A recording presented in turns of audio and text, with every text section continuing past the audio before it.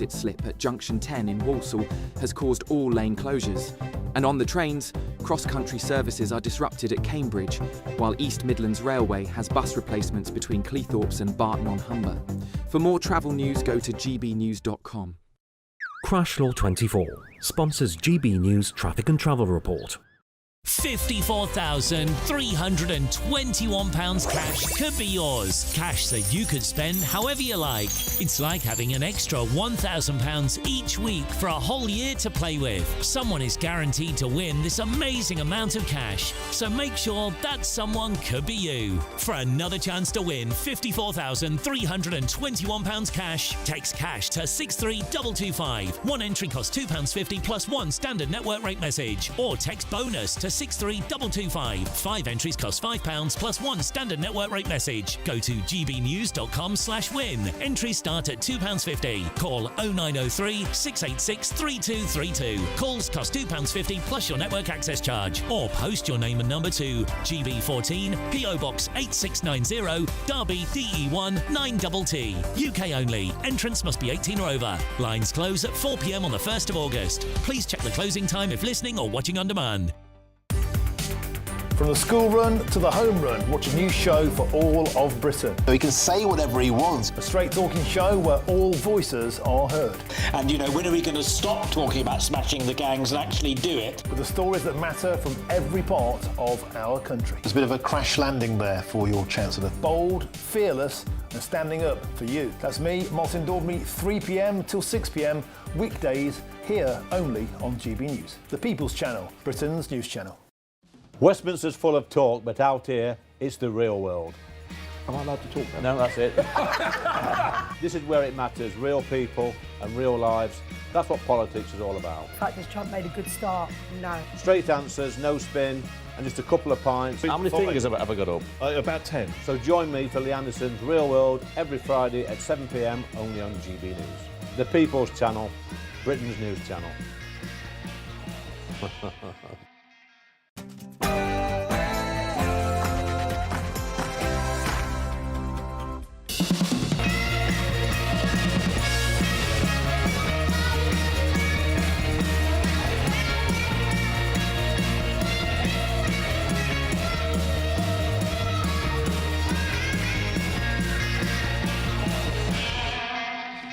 Welcome to Lee Anderson's Real World. I'm Lee Anderson, the Reform UK Member of Parliament for Ashfield, and on tonight's show we've got Charlotte Griffiths. She's going head-to-head with Matthew Torbit. We've got Free Speech Union specialist Connie Shaw and musical legend Jamie Goddard. But first, let's go to the news.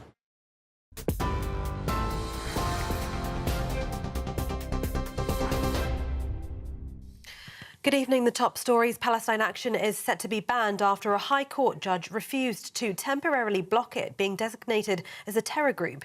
Huda Amouri, the co-founder of Palestine Action, asked the High Court to temporarily block the government from banning the group as a terrorist organisation before a potential legal challenge against the decision to prescribe it under the Terrorism Act. She said her lawyers will seek an urgent appeal to prevent what she called a dystopian nightmare. The move is set to come into force at midnight after a High Court judge refused Ms Amouri's bid for a temporary block. A brawl filmed at Manchester Airport last summer followed an attack on a member of the public at Starbucks, the jury has heard today. Brothers Mohammed Fahir Amaz, who's 20, and Mohammed Ahmad, who's 26, are said to have used a high level of violence in assaulting 3 police officers in Terminal 2 on the 23rd of July last year. Police were at the airport responding to an earlier incident at the Starbucks cafe where Mr Amaz headbutted a man and punched him, Liverpool Crown Court heard. Both brothers from Rochdale, Greaters and Manchester deny the allegations and claim self-defence. Jeremy Corbyn says discussions are ongoing over the formation of a new political party after Zara Sultana announced she was quitting Labour to co-lead one alongside him. In a statement on social media, the independent MP for Islington North says real change is coming. This Labour government has refused to deliver the change people expected and deserved. Miss Sultana, who represents Coventry South, was one of 7 Labour MPs who lost the party whip last summer for backing a move to scrap the 2-child benefit cap. Deputy Leader of the Liberal Democrats, Daisy Cooper, says it's indicative of the public's dissatisfaction with the 2 main parties. And former Arsenal player Thomas Partey has been charged with rape by the Metropolitan Police Service. The 32-year-old has been charged with 5 counts of rape and 1 count of sexual assault. 2 counts of rape relate to 1 woman, 3 counts relate to a second woman, and 1 count of sexual assault relates to a third. The offences are reported to have taken place between 2021 and 2022. Partey's lawyer said he denies all the charges against him, adding he now welcomes the opportunity to finally clear his name. He's due to appear at Westminster Magistrates Court on the 5th of August. And those are the latest GB News headlines. For now, more news in an hour. For the very latest GB News direct to your smartphone, sign up to News Alerts by scanning the QR code or go to gbnews.com/alerts.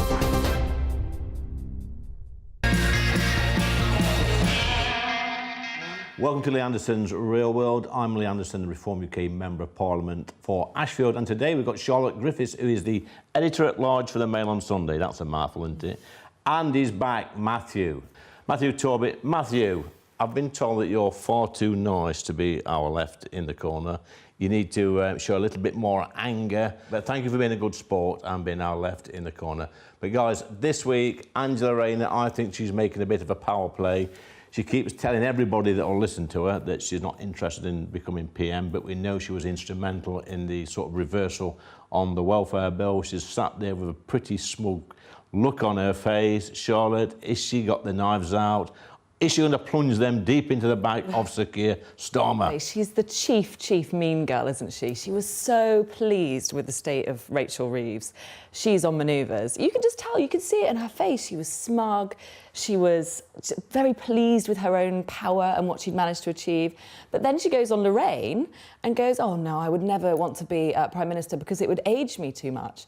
My theory is it wouldn't actually age her because the ones who are ages, like Rachel Reeves, are the ones who are a little bit nice. Listen, I don't agree with Rachel's policies, but you know the ones that have, they have a slightly thinner skin? Yeah. She has got the thickest skin. It won't age her a day to be Prime Minister. She's looking forward to it, and everything she said on Lorraine, I don't believe. Matthew, is Angela Rayner making a play to be the next PM?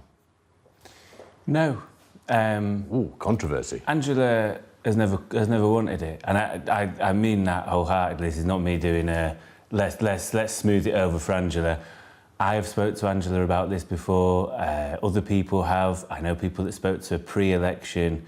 She can't think of anything worse than having zero privacy. There's very little that she gets now. And the thing that's most important to Angela is her kids. She doesn't see the kids at the minute because of being Deputy Prime Minister. And it only really dawned on her when we were going to win that this was going to be the case. So I think it's not something she'd caught. Would she mind it if Keir Starmer ended up going a different way and she's ideally placed as the deputy to even take over temporarily? Probably not. And in a way, regardless of politics, it'd be a hell of a story to come from single mum from a council estate to end up being Prime Minister. I think that maybe says that social mobility is still alive. A hell of a story, Charlotte, but not. I don't think people are looking forward to that. Oh, it will be dreadful. It'll be a fate worse than death if Angela takes over. The unions will take power. It'll be a disaster. But also, it's very interesting that you said her reasons that she gave you, very different from the ones she gave Lorraine. You know, the reasons are always different, aren't they? Yeah. So it's seeing my kids. Let's face it, she really wants to be the first female Labour Prime Minister. Yeah. Of course she does, or leader even. And, you know, who can say no once you've got a thirst for power? She's got a taste for power now. She's been very successful in the welfare U-turn. You know, that was her manoeuvring behind the scenes. Exactly. She's going to have a thirst for it now. She's going to want to keep going. Even though, Matthew, if Angela wanted to be PM with every fibre in her body, she wouldn't admit it, would she? It's not a good look when there's already a sitting Prime Minister. If there isn't a vacancy, yes, you'd be wise to say, no, I'm not. And we've always had this with people. I think the public would appreciate, she probably can't do it politically, but if somebody wants to be, just say, yeah, I'd love to be Prime Minister, I'd love to change the country, I'd love to do this, that and the other. I think the thing with Angela is, she's a team player. She got stuff over the line the other week. She's a trade unionist. This is what she does. It's what she's very good at. And a lot of people have said she's finished right at the beginning of this term. She's shown that she's got a lot of fight and she's still sticking around. In fact, she's in a much better place than much of the cabinet. I think what it is those around Angela would like her to be Prime Minister because they would like to be pulling the strings, but I don't think it's her necessarily. Is she being pushed into it, do you think, Charlotte? By the unions? By the unions, by some of her backbench colleagues? Encouraged, goaded and sort of... Yeah, probably. And I think she probably reacts quite well to that kind of thing, actually. Yeah. And she probably would go with the flow, I can see that. But I also think she has a genuine kind of mean girl spirit about her. You know, I think you saw her on that bench next to Rachel Reeves. She was actually enjoying the pain, I thought. Yeah. You know, she wasn't offering comfort. The idea that she's a team player, by the way, I mean, did she stroke her colleague's shoulder, give her a warm, sympathetic look? No, she was smug, she was grinning. In my opinion, there's two types of female Labour MP. There's a type that would say hello Lee in the corridor as you pass them at the back of the chamber, and that's Rachel Reeves and a few of the others. Then there's the other type that will walk straight past you, not even look at you, and that is Angela Rayner. That's the sort of difference we're talking about, Matthew. Yeah, I think the Rachel Reeves stuff, I'll be astounded if many of them realise she was crying. Because you're all sat next to her. If she's 2 down from you, I'm not looking at her, I'm looking at the Tories. It's parliamentary theatre. You're goading them, you're laughing at them, you're heckling them. I think Keir sat next to her may or may not have picked up on it, but ultimately you've got to be focused on the job in hand, which is trying to get your point across. The Keir, Charlotte, he gets wound up before he goes in the chamber. He knows about 3 phrases, fix the foundations, £22 billion black hole and 14 years in power. That's all he says when he answers every single question. The man's a robot, he's boring, and Angela, in my opinion, is ready to seize her moment. Yeah, I think so. I do agree. I mean, I think you're right, he's completely robotic. I don't think he probably did realise Rachel was crying, but Angela's there behind him, right next to Rachel. She would have been able to feel that kind of energy and see the posture. She, you know, Rachel's really slumped down.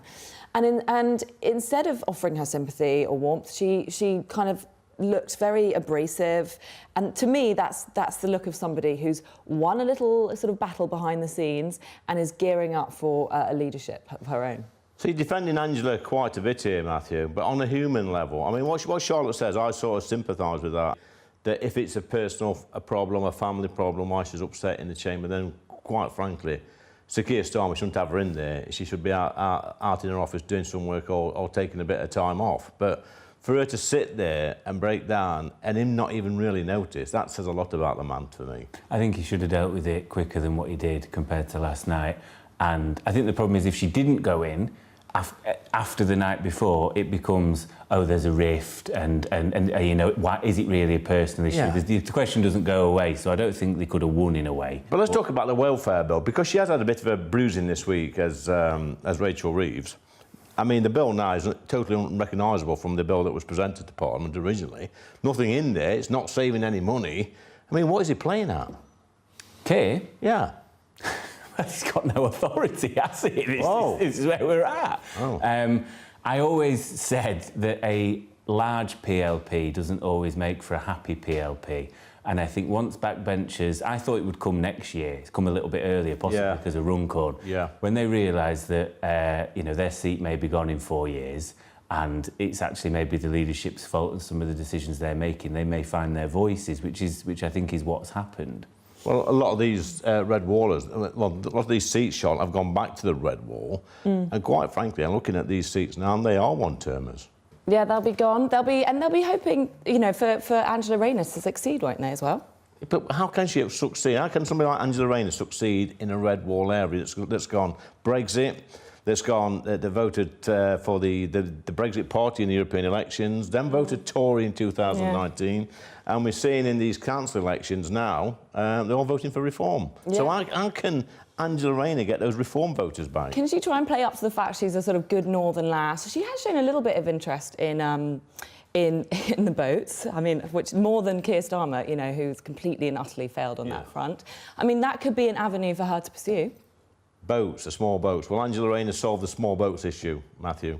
Yeah, the thing I'd always heard about Angela behind closed doors is that she's more small C conservative on cultural issues such as immigration and others than her public persona may show. So I'd like to think so. I also think, as someone that negotiates and has done as a trade unionist for years, you'd be a bit of a pragmatist, and you know, you might.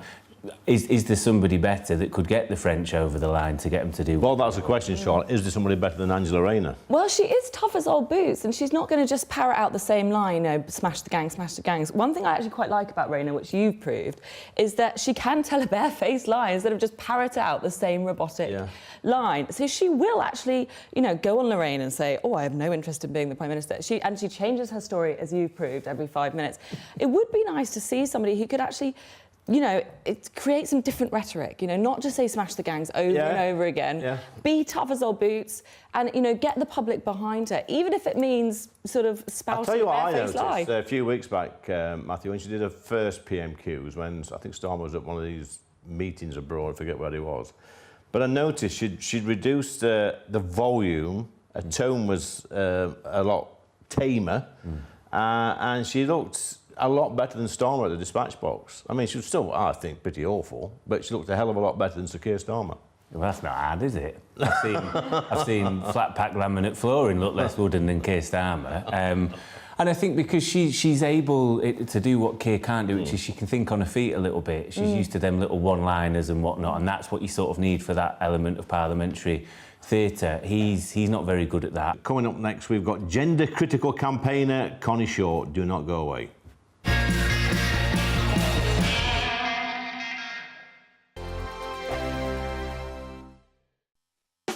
You want to know what's really going on in the corridors of power? Labour don't know what to do with you half the time, and that makes you quite lethal in the chamber. Get behind the headlines with Chopper's Political Podcast. Join me, Christopher Hope, as I sit down with the great and the good of British politics. We'll see where this ruling takes us. These are the stories shaping our nation. Chopper's Political Podcast, available now on all platforms. Listen in and stay ahead. Good afternoon, Britain. Weekdays from midday.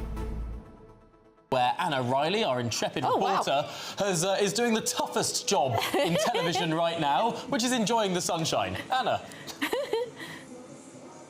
Yes, Tom, it's definitely a tough gig for me today, I'll tell you. I'm on the Bridlington Fun Park ride here. This is the zero gravity ride. This fun park is, off we go. This fun park is right next to the sea. Oh, it goes quite quickly, I'll tell you. And people are out enjoying rides like this one. Off we go. It's a great boost for tourism, and we've been speaking to people here in Bridlington about what's so great about the sunshine. Let's have a listen. We're on holiday. We've been here since last Friday, so we can't complain. It's been beautiful, and we're here till Monday, so we're really looking forward to the hot weather. As you can see, the sunburn. It's lovely. It really is very nice. It's absolutely gorgeous. We deserve it, definitely. It's good. We like the warm weather. Yes, very nice. Loving it. Yes, like the warm enough. weather. Woo! Well, this ride is showing no signs of stopping, and neither is the sunshine. We're getting that heat wave at the weekend. Enjoy the weather and enjoy fun rides like this one. Get to Bridlington and get to the fun park. Woo! Oh my gosh! Absolute bravo, Anna Riley. What an incredible piece of television. I hope they let you off at some point. I thought they'd only do it once or twice. Bless her. GB News, the People's Channel.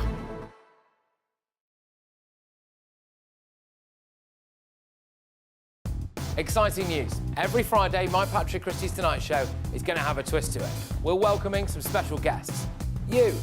That's right, on Fridays I'm going to be doing my show in front of a live studio audience because this show is about you and what you have to say. It's going to be the same big debates, same big topics, same big opinions, but every Friday night at 9 p.m. you are invited to come on down to Patrick Christie's Tonight to be a part of the action.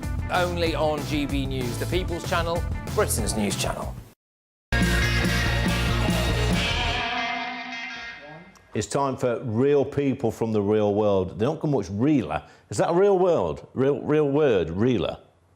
Connie? I don't think so. Got Connie Shaw from the Free Speech Union. She doesn't think so. My English is not very good today. But you're a big advocate for free speech. I know Toby has been on the show before. You know, we live in a society now where wherever I go in the country, Connie, people say to me, Lee, we're scared to speak our mind. And I always say to them, do not panic, because I can speak for you. But I shouldn't have to say that, should I? Of course not, no. And in some ways, it shows the situation that we're in as a country that the Free Speech Union exists. The Free Speech Union shouldn't have to exist because the state should not be encroaching on the speech rights of citizens. It's obviously fantastic that the Free Speech Union does exist and it does excellent work, but it is something that shouldn't be necessary, and it shows what sort of situation we're in. The fact that But for me, Connie, in my job, what I do see on an almost weekly basis now, through visits and being contacted by people, is that free speech is being stifled in schools from an early age, colleges and universities. Have you had experience of this? Yeah, well, firstly, so I now work for the Free Speech Union, but 18% of all of our cases, which is our third single biggest category, comes from universities and colleges, which is obviously quite astonishing considering universities are meant to be, if there's free speech anywhere, it must be at university. But now we're in a situation where when you step onto a university campus, you may have less freedom of speech than before you stepped onto it. But my personal experience at university displayed exactly that. Well, why is it, when these young people from all around the country, different towns, cities, villages, they all go to university to learn and party and socialise and as supposedly be free thinkers, but there's this minority of people at these organisations who seem to capture them as soon as they get in there. And all of a sudden, from an early age, 18, 19, 20 years old, young people are scared to speak out and they just go down this one particular path. They listen to these people and then people like yourself are just cast aside. I think that the tide is definitely turning. I think what we see amongst young people, the people who want to suppress other people's speech, I think it's a mixture of identity politics becoming very popular just before lockdown. Yeah. Well, not just before, but sort of in the years running up to it in the 2010s, and then having lockdown, everyone glued to their phones, and young people, including myself, I was a mini activist. You felt very powerless at home. And, one of the only times you got to go out was to a BLM protest. I went to one of those and held a sign.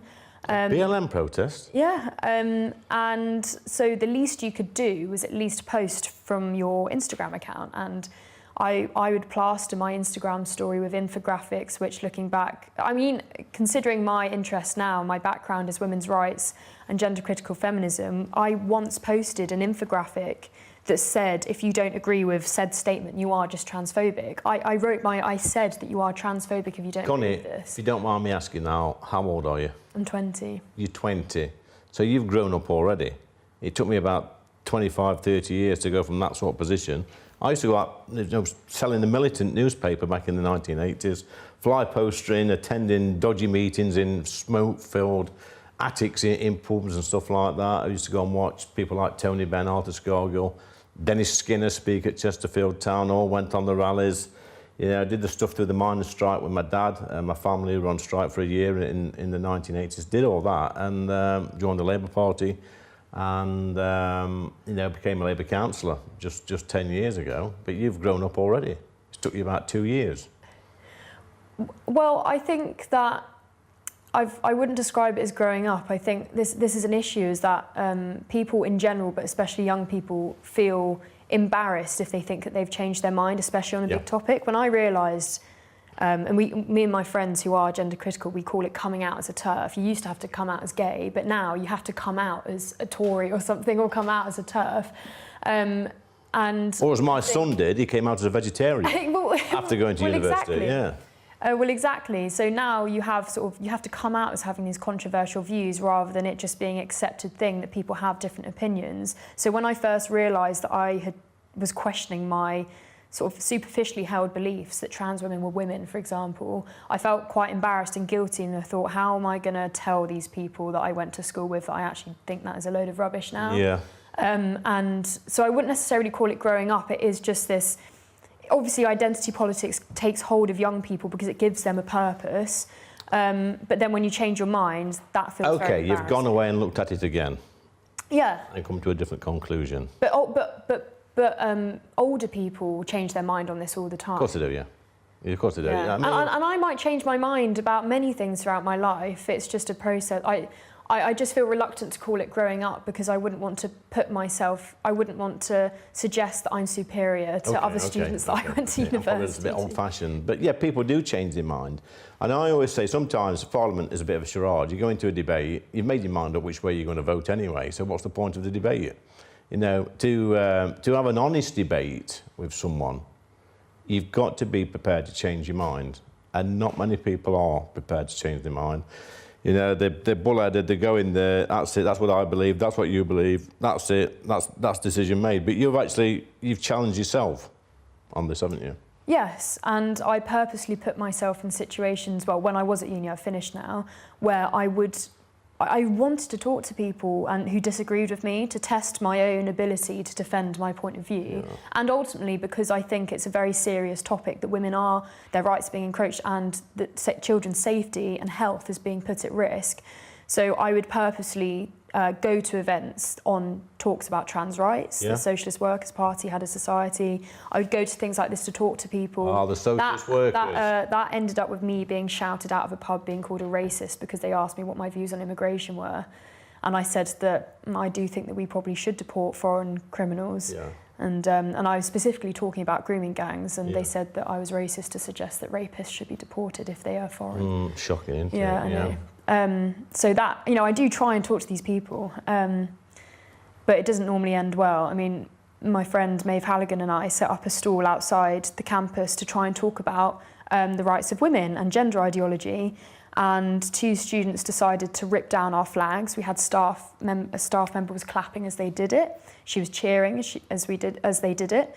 And afterwards, the student union put on their Instagram story saying to students that the stall that we did was not authorised, and that if anyone felt distressed, that they could complain about it. Distressed in what way? Come on, surely, Connie, you can't be distressed over a stall. Apparently really? Some people can, yeah. Well, then you probably need to get out more, don't they? I think if you are going to university, I don't think you should be going to university if you're that affected by views that you disagree with. There are plenty of things I find abhorrent, but I wouldn't ever try and suggest that that person should stop saying what they're saying, which is why it's really great that the new guidance that's come from the Office for Students that comes into power of the Higher Education Freedom of Speech Act on the 1st of August, Arif Ahmed, who's seen as the free speech czar, has said that students need to come to university prepared to be shocked and offended. Yeah. And that genuinely is something that needs to happen. So are these universities now going to stop banning people from speaking on the campus? Well, if they do that, it will be very difficult for them to justify. They will need to have, ideally, yes, that they need to stop banning people from coming onto campus. But I mean, in my view, but the guidance is primarily about how academics and students should be treated for expressing their legally held views. Yeah. And it's extremely robust. I think more robust than actually many people were expecting. And I have a feeling that some universities and vice-chancellors will be quite worried. Well, they better be worried. They better be very, very worried, because change is a-coming. There's going to be a reckoning. Connie, that was a great chat. Hope you come back on it again soon, young lady, for a bit of a catch-up. But coming up next, we've got Right versus Left with Matthew Talbot and Charlotte Griffiths.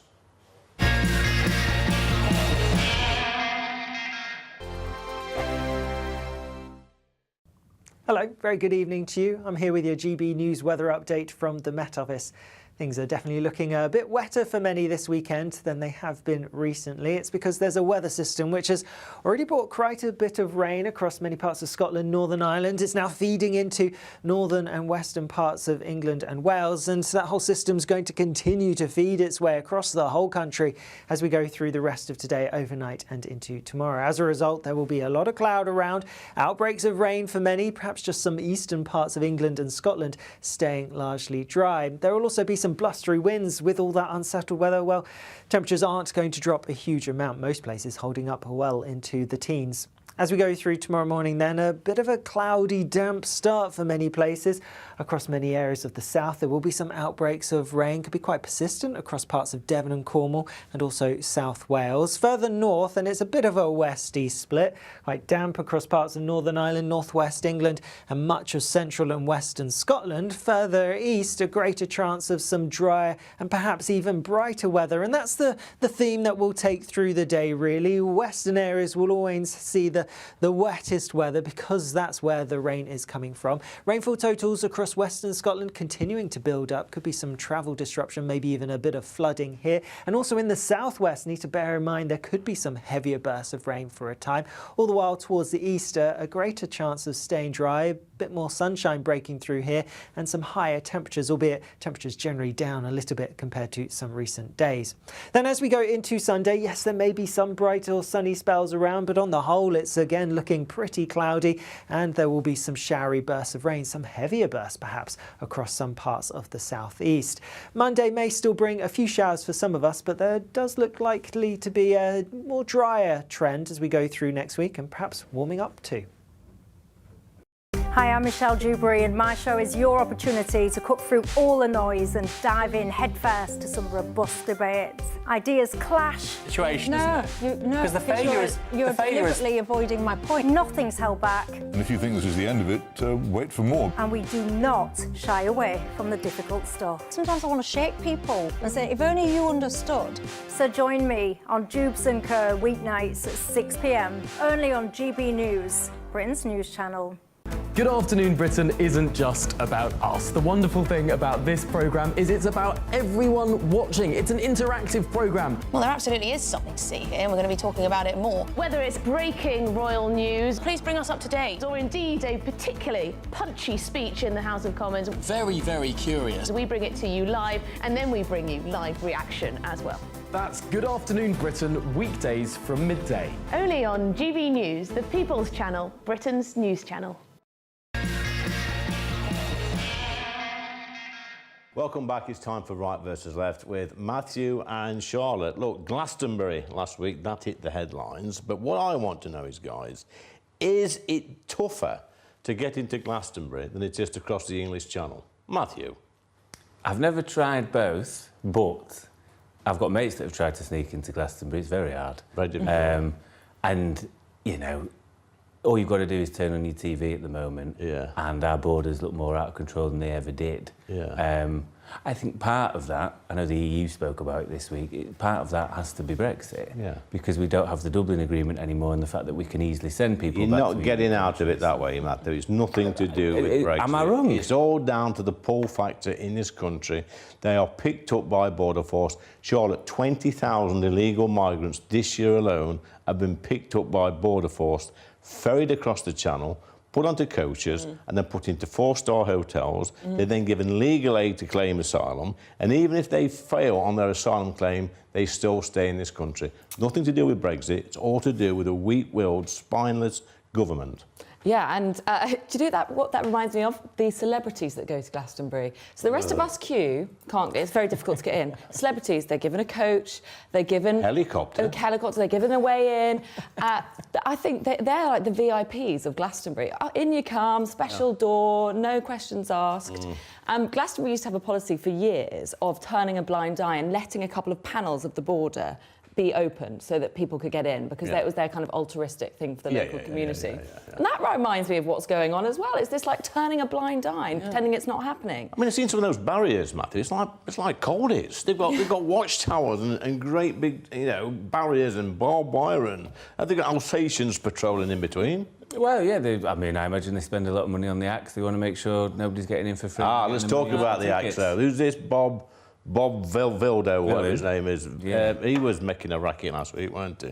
Yeah, and I think, regardless of anything, he's utterly stupid for the cause he was trying to promote. So I think all he's done when trying to apparently talk about what's happening in Gaza is distract from what is happening there and had all the attention focused on himself by, you know, whether you want to call it anti-Semitic, crude, in bad taste, whatever, being a bit moronic, I would say, to put it politely. Yeah, I mean, I think he was moronic, Charlotte, but I don't blame the crowd as much for joining in. I think if you've got a load of, you know, people that's been on the pop all weekend and getting carried away, then yeah, they're going to join in chants. Probably don't even know what they're singing about. But I think this man, and he's not here to defend himself, he's an imbecile. Totally. Did you hear when he said, it's not just the Gaza thing, he said, I hear you want your country back. And he was laughing at people like us who worry about integration in our own country. And that just sums up the whole of the Liberal elite, pretty much everyone at Glastonbury. They were all laughing along. Yeah, you all want your country back, ha, ha, ha. It's just, it's so smug. It so typifies what's the problem at the moment. It's not that long ago, Matthew, since Jeremy Corbyn were getting a hero's welcome at these concerts. And I was there. Was you there? I was there for the Glastonbury. Yes. Oh, yeah. It was awful. I was trapped on the stage. I was not there to see Corbyn. And was you suddenly, singing Jeremy Corbyn? million lefties, was you singing it? No, I was like this. And a million lefties descended. It was a complete crush. It was absolutely terrifying. I had my boss on the phone ringing me every 5 minutes. It was terrifying. And just very angry, leery Jeremy Corbyn fanatics. How did you know they were me. lefties, Charlotte? Because they were very pro-Jeremy Corbyn. Oh, Matthew, was you there? I wasn't. I saw it from home. I had mates that were there. They went and seen it. And, well, it's funny that you don't know whether they are lefties. I think it was people that were fed up. And we see a bit of a pipeline at the minute of people that moved towards Jeremy Corbyn as a sort of type of populism who are now going, well, actually, maybe Nigel Farage has got the answers because both Tory and Labour have failed. I know Jeremy was Labour, but it seemed like something different at the time. And I think particularly amongst younger people, which lots of people have identified, they're totally fed up. All they've ever known is, you know, the country being in the dirt, and they're looking for answers. Yeah, but I mean, let's be serious, guys. When this Bob villain was chanting "death, death" to the RDF, all I kept thinking about was October 7th when the Hamas went into another concert, pop concert, and slaughtered people. You know, and it was the RAF that had to go in and clean the mess up. The lack of awareness is absolutely shocking, isn't it? And some of the parents of victims of that concert were saying, how could you allow this to happen? This is such a betrayal. It is exactly the same kind of people. It's kind of loved up hippies at a festival. Loved up hippies, but on a broader note here, Matthew, the BBC once again have been, you know, they aired this. They should have pulled it straight away, in my opinion. I've had a pop at the BBC many, many times since I've been a Member of Parliament in the Chamber and through the media, some of the stuff. I mean, for me, and they're not here to defend themselves, they should, you know, it should be a subscription service. People should be given the choice whether or not they pay for this media platform. I think the problem is we all pay in, but there's no element of democratisation. If we want to have a say, they're not necessarily going to listen, I suppose. It doesn't operate in the same way other market forces does. The bigger question for me on the platforming, you know, the BBC will platform people we don't agree with, fine. This man had made comments before about Margaret Thatcher and acts that I won't talk about. The question for me is, why are you showing him live at 3 o'clock in the afternoon? Yeah. Now, if you want to put a warning on that it's 9 o'clock at night, we don't know he's going to say stuff about the IDF, but he might say offensive things, that's one thing. But to show it 3 o'clock in the afternoon, families... This is the hypocrisy, you see, Charlotte. They'll put old comedies on from the 1970s with a disclaimer that you might be offended by this, and they put this lunatic on at 3 o'clock in the afternoon who's upsetting more or less most of the population. I have to say, they did put a disclaimer on, but Tim Davie was actually there. He was there and he didn't notice. I don't know if he was just... He might have been on the pop all weekend, likely. And also the subsequent act had actually said, get there early to try and catch Bob Villan. So, you know, they were completely not in the loop, the BBC. They didn't really understand what was going on. It's kind of shocking. I wonder how much Mr Davie paid to be there, and did he get a VIP pass? Definitely would have got the VIP back exit pass. I've no doubt, you know, the BBC and Glastonbury work in conjunction. He's not going to be sat in the cheap seats, is he? Isn't it funny, though, guys? You see these concerts where they've all got the Palestine flags, and I bet, you know, 99% of these people, if you ask them a question on Palestine, they wouldn't have a clue what they're talking about. Lots of people don't, and, you know, I was really fortunate towards the end of my time in Parliament to go on a delegation to both Israel and Palestine. I've done that one. And it opens your eyes a lot, and it made me actually come to realise as someone on the left that there's nothing wrong with patriotism, and I understood where the Israeli people were coming from in a way that I wouldn't have done if I'd been before. That's what I got when and I think because we see things through a certain lens, I think absolutely Palestine are sort of the underdogs in this, if you will, and they've got a terrorist government and whatever else, and Israel a lot more stronger. But there's good and bad on both sides. It's interesting you say that, Matthew. When people say free Palestine, what I think is freedom from Hamas. That's what I think. Ultimately, and I think anyone you spoke to on the ground in Tel Aviv, in Jerusalem and in Ramallah always said none of us want this. Yeah. And what it is it's weak leaders wanting to appear strong by blaming the other side, and that is the downfall of all of this, I think. Over I can see you nodding there, Charlotte, nodding away. Well, I was just thinking about those flag holders. You know, I think so many of them are actually quite anti-Semitic these days, and these kind of, I don't know, they're in their early 20s, a lot of them. They don't realise how anti-Semitic... I've actually had a conversation with a friend of mine recently, and she was just blatantly being anti-Semitic and didn't even realise she was doing it, because they don't know what they're doing, these flag-waving people at Glastonbury. No, they're don't, not fully clued up at all. It wasn't that long ago when they was waving these flags at a Labour conference, Matthew. Was you there? I wasn't. I was not in politics at that time, but I remember it well. Weird. I always thought it was a weird priority, and I remember raising concerns with Jeremy's team at the time, saying that I felt there was no class consciousness in the leadership office because for 99% of people, Middle East affairs are not the priority. It's about what is on whether they're putting food on the table, whether they can afford to put the roof over their head and whatever else. Just before we move on, the BBC have released a statement which says the team were dealing with a live situation, but with hindsight, we should have pulled the stream during the performance. We regret this did not happen. In light of this weekend, we will look at our guidance around live events so we can be sure teams are clear on when it is acceptable to keep output on air. So there we have it. Anyway, guys, coming up next, we've got the yes or no quiz. Charlotte, you had a chance the other week to beat Stephen Pound. Everybody who's ever been on this show has beaten Stephen Pound, Let you down. apart from one person. Do we know who that is? It's you. It's pathetic. So we're going to go straight to it. Charlotte, will Sir Keir Starmer last a full term? No. Matthew? No. Matthew, will Rachel Reeves last the full term? No. No. It's OK, I can give you that. Charlotte, will Angela Rayner be the next Prime Minister? Yes. No.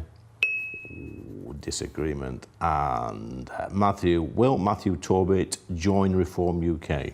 No. You've heard it here first, which means he will do. Charlotte? No.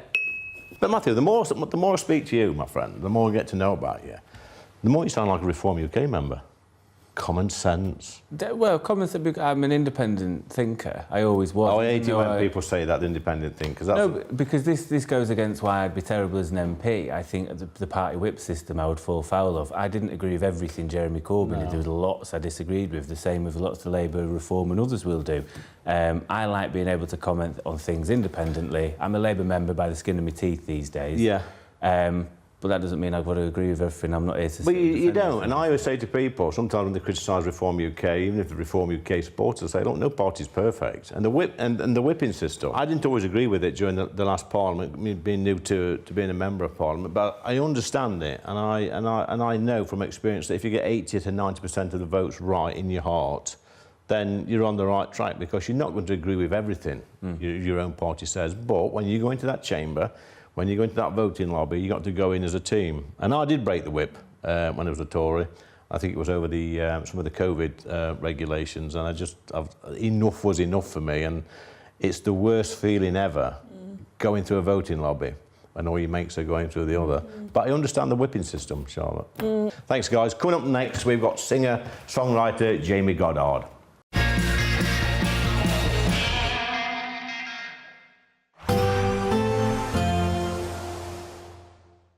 Ready to soak up that holiday sunshine? Won't we need some cover? No worries. All sorted. All Clear Travel Insurance sponsors GBNews Travel Destinations Forecast.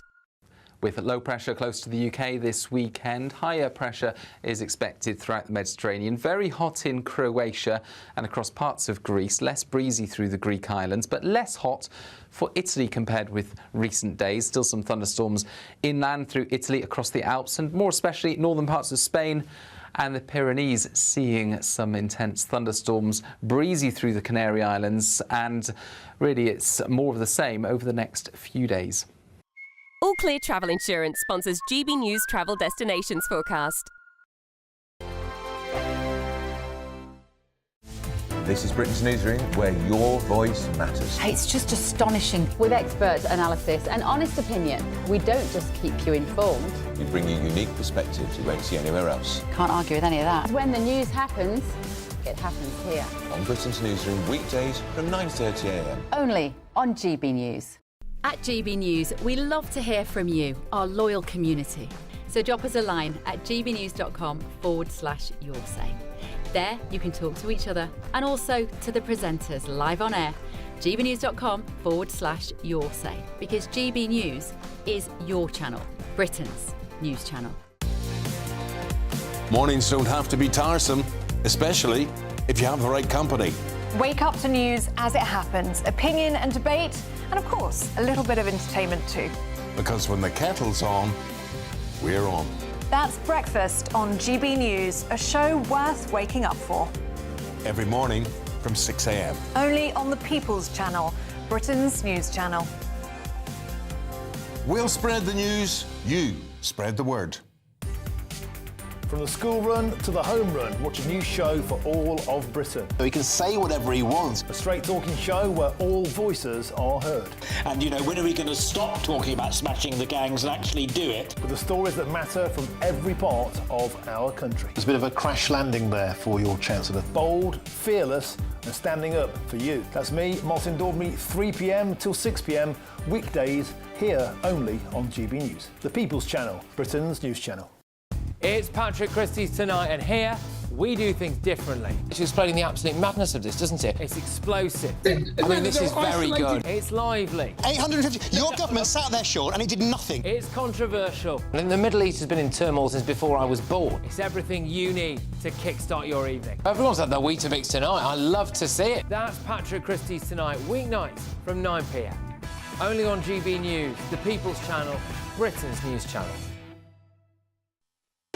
You want to know what's really going on in the corridors of power? Labour don't know what to do with you half the time, and that makes you quite lethal in the chamber. Get behind the headlines with Chopper's Political Podcast. Join me, Christopher Hope, as I sit down with the great and the good of British politics. We'll see where this ruling takes us. These are the stories shaping our nation. Chopper's Political Podcast, available now on all platforms. Listen in and stay ahead. Join me, Nana Akwe, for an informative, interactive news programme with a difference. It's fun.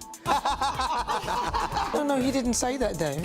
I'm so surprised. I think there's an element of truth to that. Join me from 3 p.m. every weekend, only on GB News, Britain's news channel.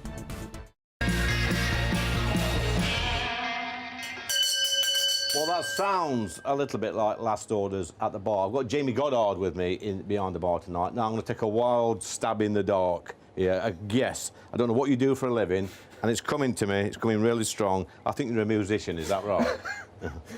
Yeah, and a singer. Yeah. A singer. You've got a band, the Zoots. Yeah. The Tell me Zoots. what. I'm having another guess here. It's going to be something to do with the 60s. Yeah, we're famous in our own street for doing a Sounds of the 60s show, which we tour in theatres. Yeah, so what got you into 60s music?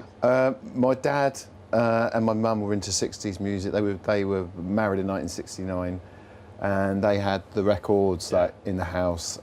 So back in the day where you could only play the records you had. Yeah. So I mean, I've got a similar story to that. That's why I'm into the old sort of music. But what sort of records was you playing back then? So things like The Who, My Generation, Beatles. And stuff like Blondie as well, but just like the Kinks and that kind of thing. Blondie's a bit later, a bit like 70s, isn't it? Late 70s. Yeah. Blondie. I think when we was at school back in the 70s, late 70s, I think Debbie Harry was every young man's like crush at that sort of time. Definitely. She was great. But I like the 60s stuff. The first ever record I bought it from a jumbo sale. I'd be about, I don't know, probably 7 or 8 years old. Can you remember jumbo sales? Yeah. Obviously. I went to this jumbo sale under Uthwaite Library, where I'm from, and I bought this. My mum and dad had got a record player, but they'd not got many records. They got one Elvis LP and a Tony Hancock LP, the comedian. So I thought, I'm going to buy a record, and I bought this record, and it was Jerry and the Pacemakers. How do you do what you do to me? I didn't know what the song sounded like, but I thought I've got to buy this record, and it was about 5 pence or something like that. I took it home and played it, and just played it, and that sort of got me into that 60s type of music. And then many years later, I saw you in the Pacemakers at Butlins at Skegness. But you do some you've worked with them, haven't you, in the past? Yeah, I have played at Butlins. We don't do it so much now, but it's a good way of like getting on the circuit, doing those kind of venues. Mainly do theatres now, but yeah, Butlins was fun back in the day. And what sort of audiences do you get? Is it just old people, or do you get young people as well? It's quite funny actually, because we do the show so that it's 60s music, but they often bring their kids or their grandkids. So we try and do a show that everyone's going to know every single song. So it is quite a far range. Yeah, I think so. I mean, people like 60s music, don't they? I mean, some of the stuff I've listened to. I mean, you can talk about the Beatles all day, and the Rolling Stones, and the Searchers, but I like some of the American ones, the soul bands as well. That I like to listen to, sort of the Sam Cookes, the Otis Reddings, and that sort of Temptations, Four Tops, Drifters. Yeah. Love that. I mean, Drifters, they've been going for about 120 years, haven't they? I mean, they're on tour now, and I mean, but yeah, it's great music. It just stands the test of time. It definitely does. It definitely does, and I think people keep listening to 60s music. It's on all the adverts still. You still hear it all the time, so it's still relevant, which is great. Yeah. So be honest, Jamie, do you actually go out dressed like that? Well, you'd have to ask my friends in my local pub. Yeah. But yeah, I've been known to wear a costume or two. Yeah. I mean, I do like it. I mean, I'm going to let you into a secret. I have sort of ordered one of these Union Jack coats. A friend of mine is supposed to get me one. So if you're watching, Richard, hurry up and get me one. I don't think they make them in my size. I can get you one. Can you get one? Well, we'll talk about it after the show. But musical heroes. Come on, give me one. So Pete Townsend, I would say, hence a jacket from the Who, and also like the Rolling Stones, like Brian Jones. He was an great guitarist. Yeah. And also the Beach Boys. He died this week, didn't he? The lead Brian singer. Wilson. Yeah, he died, He wrote all the songs and he produced a lot of their records. He actually ripped the song off though, didn't he, as well? Yeah. The fun was actually Sweet Little 16 by Chuck Berry, but with different lyrics. Yeah, different. And actually, Chuck Berry sued the Beach Boys, I think, for that. And I think he won, which was unheard of at the time for a black man in America to sue somebody like. Oh, I see. Beach Boys. Yeah, he did. He was advised not to do it, but he did it, and actually won. But there was I was on holiday a few weeks back, and I watched the biography. It's a film about Little Richard. Oh yeah. And that, I don't know if you've seen it or not. It's played. I can't remember the actor's name, but he played the lead singer of the Temptations as well in like a biopic. But if you ever get the chance to watch that, definitely. that is an unbelievable film. Yeah.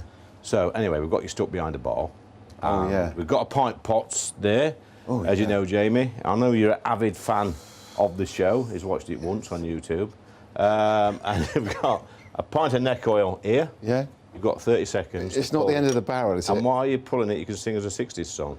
Oh gosh. No pressure. Don't know much about history. Don't know much about biology. That's Sam Cooke, isn't it? Yeah. Yeah, you can put it on the bar. Oh God, I need a flake with that. No, it's not very good, is it? So I'm going to be honest with you, Jamie, that's one of the better pints. Is it? Better pints. So let me just run this one by you. So you're stuck on a desert island. Right? Yeah. You've been shipwrecked. And you can pick 3 singers or bands, past or present, to be stuck on that island with you for goodness knows how long until you're rescued. Who would it be and why would you choose them?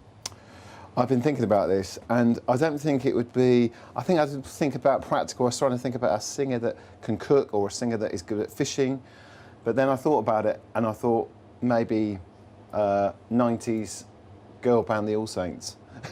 I can see your reasons for that one. Who else would you pick? He's laughing here. Who else? Come on, that's one.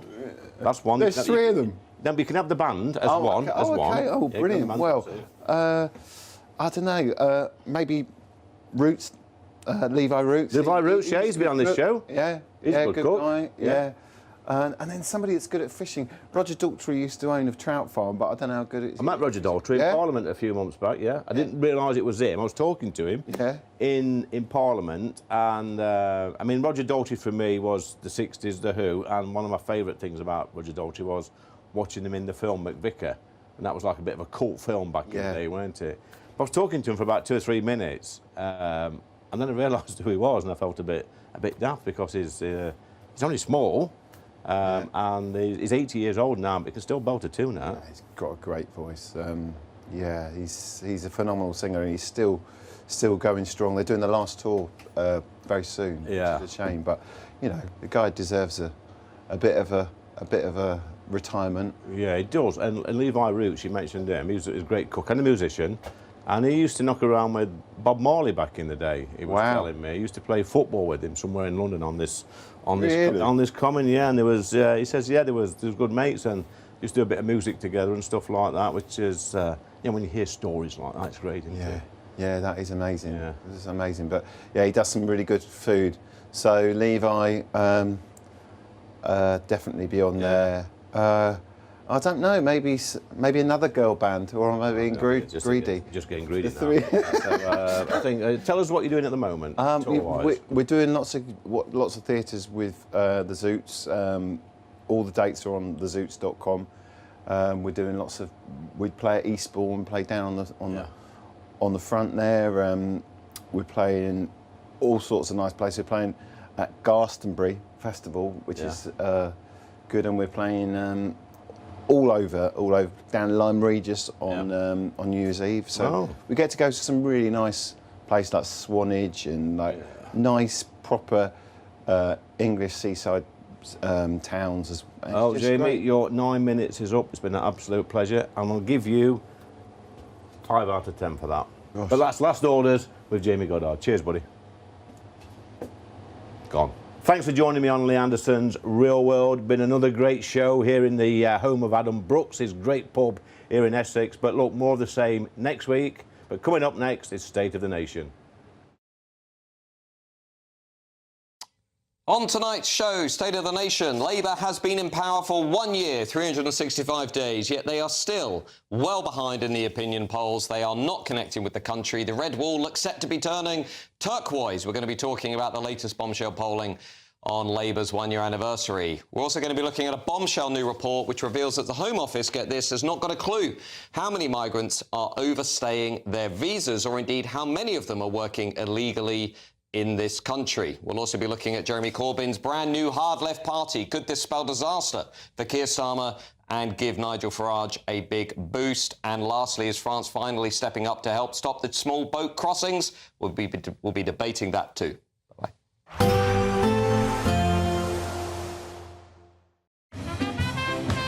There will be a light breeze in the morning, leading to a warm front. Boxed heat pumps, sponsors of weather on GB News. Hello, very good evening to you. I'm here with your GB News weather update from the Met Office.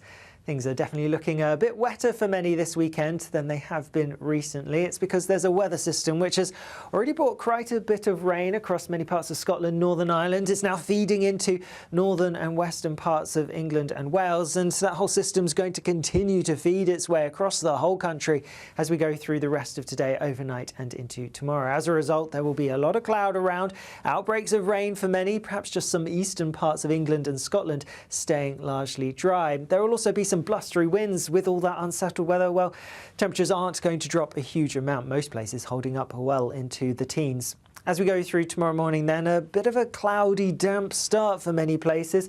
Across many areas of the south, there will be some outbreaks of rain, could be quite persistent across parts of Devon and Cornwall and also South Wales. Further north, and it's a bit of a west-east split, quite damp across parts of Northern Ireland, northwest England and much of central and western Scotland. Further east, a greater chance of some drier and perhaps even brighter weather. And that's the theme that we'll take through the day, really. Western areas will always see the wettest weather because that's where the rain is coming from. Rainfall totals across western Scotland continuing to build up. Could be some travel disruption, maybe even a bit of flooding here. And also in the southwest, need to bear in mind there could be some heavier bursts of rain for a time. All the while towards the east, a greater chance of staying dry, a bit more sunshine breaking through here and some higher temperatures, albeit temperatures generally down a little bit compared to some recent days. Then as we go into Sunday, yes, there may be some bright or sunny spells around, but on the whole, it's again looking pretty cloudy and there will be some showery bursts of rain, some heavier bursts perhaps across some parts of the southeast. Monday may still bring a few showers for some of us, but there does look likely to be a more drier trend as we go through next week and perhaps warming up too. There will be a light breeze in the morning, leading to a warm front. Boxed heat pumps, sponsors of weather on GB News. To all of you who voted for